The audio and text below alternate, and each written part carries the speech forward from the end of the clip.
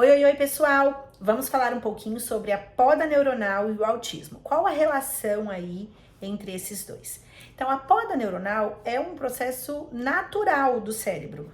O cérebro, ele a criança nasce com 100 bilhões de neurônios e ao final da sua vida, o indivíduo tem cerca de 1/5 dessa quantidade. Então, é natural que nós, seres humanos, durante o processo da nossa vida, o nosso cérebro faça faxinas, vamos dizer assim, e vá eliminando neurônios que não são tão utilizados, que não são de tanto da nossa vivência e fortalecendo mais neurônios de caminhos e experiências, vamos dizer assim, tá? De forma mais leve para ser falada, mais fácil de ser entendido, reafirmando alguns neurônios que nós mais utilizamos, ok? Então, os neurônios que nós mais utilizamos, nós vamos mantendo no decorrer da nossa vida. Os que a gente menos utiliza, a gente vai eliminando, isso faz parte do processo. O problema da criança com autismo, e essa primeira e mais importante poda neuronal ocorre de 1 a 3 anos, o problema da criança com autismo não é que a poda não acontece ou que poda demais. É porque, na verdade, a poda acontece de forma inadequada, ineficiente, incorreta. Então, por exemplo, quando a gente fala de uma criança, vamos colocar de forma simplória aqui para ser entendido. Quando a gente pensa em neurônios, a gente entende que a gente tem um caminho que vai e que volta. Então, o neurônio que vai mandar informação, você vai receber informação e essa informação, então, vai voltar através de uma resposta que você vai dar, não só verbalmente, né? Em comportamentos, em pensamentos, em atitudes, enfim. Então, um caminho que vai e volta, tá? De forma simplória para ser entendido aqui. Quando a gente fala de uma criança aí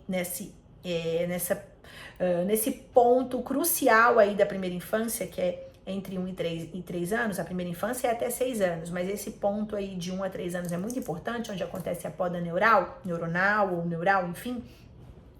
É como se a criança tivesse mais de um caminho aí para seguir, ela tá uma esponjinha ali absorvendo tudo e traçando caminhos, ok? E aí, vamos supor, vou colocar aqui 5 caminhos, ok? Então, ao invés de um caminho, essa criança recebe informação e ela vai escolher qual caminho ela vai seguir, qual resposta, né? E aí, o que ela faz? A gente espera, de uma forma simples aqui falando, que ela passe pelos 5 caminhos em vários momentos. Em cada dia, ela passe por um caminho diferente, vamos dizer assim, para que ela tenha vivências diferentes, respostas diferentes, em situações diferentes, enfim. Quando a gente fala de uma criança com autismo, ela acaba mantendo sempre um mesmo caminho, ou no máximo 2 caminhos. Ela restringe essa diversificação de caminhos. Estou falando aqui nessa quantidade de 5, 2, tá, gente? De forma só para simplificar, para exemplificar.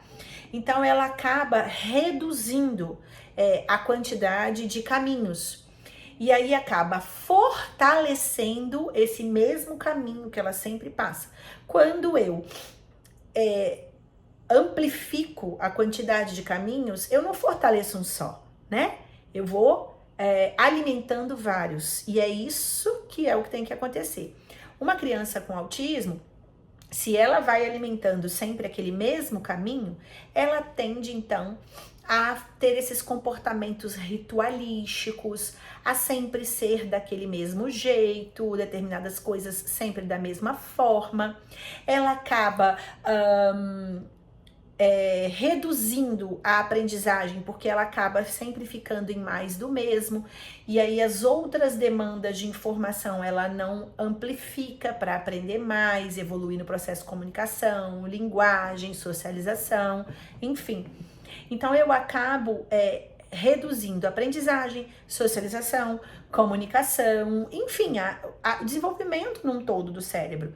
Então não é que ele poda todos os caminhos, mas as podas são ineficientes. Então, ao invés dos 5 caminhos, vamos dizer assim, são podados outros caminhos e a criança acaba sempre seguindo aquele mesmo processo. E aí cabe a nós, terapeutas, nós profissionais que atuamos com crianças dentro do espectro, né? Seja fonoaudiólogo, psicólogo, terapeuta ocupacional, neuropsicóloga, psicopedagoga, enfim, nós que estamos ali semanalmente com a criança, associado, é claro, à família, que a gente precisa munir de informação, capacitar para essa família dar continuidade em casa ao que é aprendido em terapias, a criança aprende em terapias e a família replica em casa. Nosso papel é trazer esses caminhos, ativar esses caminhos novamente, como se o cérebro tivesse fechado ali, e a gente vai lá e vai tirando as pedras que estão impedindo o acesso àquele caminho, para que a criança consiga atingir mais de um caminho no processo de desenvolvimento dela, né? E aí de maturação dela, enfim. E quando a gente fala de 1 a 3 anos, é porque se a gente consegue, através de um diagnóstico precoce, que isso muda tudo, trabalhar essa ativação desses caminhos durante essa poda aí, entre 1 e 3 anos, isso favorece grandemente a criança e faz toda a diferença no desenvolvimento dessa criança e da resposta positiva que essa criança vai dar. Então, mãe e pai, né? De uma criança com comportamentos que te incomodam, que ainda você não tem diagnóstico, mas você tá vendo que tem um atraso na fala, ou que fala, mas fala pouco, ou que fala, mas tem dificuldade para olhar, que não aponta, que não imita, que tem alguns comportamentos ritualísticos, que faz alguns comportamentos de estereotipia, que tem uma dificuldade na socialização e na comunicação, que você percebe que não está desenvolvendo como esperado. Busque ajuda e ative essas conexões o mais cedo possível através de intervenção precoce. Tchau, tchau.